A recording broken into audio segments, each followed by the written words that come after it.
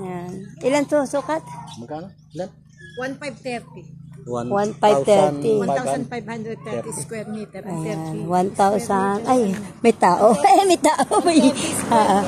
Ayan po, 1,530 square meter. Title.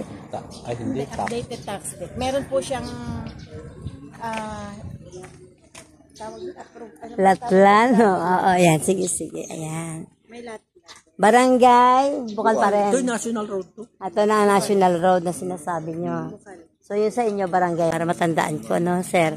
Matandaan ko rin yung pagpasok sa inyo. Ayan. Eh, no, kasi yung kuhan, yung makalampas na yun, yun ang church. Na nasa kanan ng daan.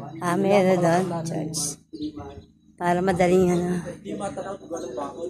So, ito po yung way na papunta tayo sa property ng 4,397.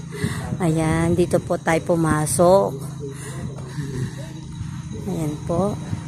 Going to Santol, Barangay Santol po tayo. Ayan. So, ito po. Ayan. Ito naman po ang property.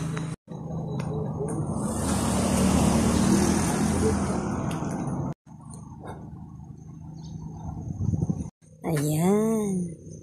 Hello po, good morning. Ito naman po ang property na 1,530 square meter. Ayan. Barangay Bukal, Amadeo, Cavite. Ayan. Along National Road. So, ayan po. More Cafe.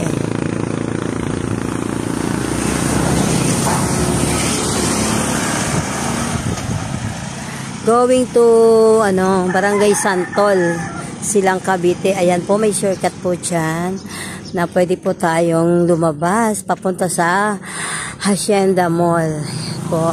So, sa lahat po na naghahanap ng property na tabing kalsada, dito po sa Barangay Bukal, Amadeo, Cavite. Ayan po, ang frontage po niya ay nasa 50 meters. Ayan, 1,530 po ang total ng sukat ng lupa. Title po ito. So, sa lahat po na gusto pong mag-invest ng house ng lupa, ayan.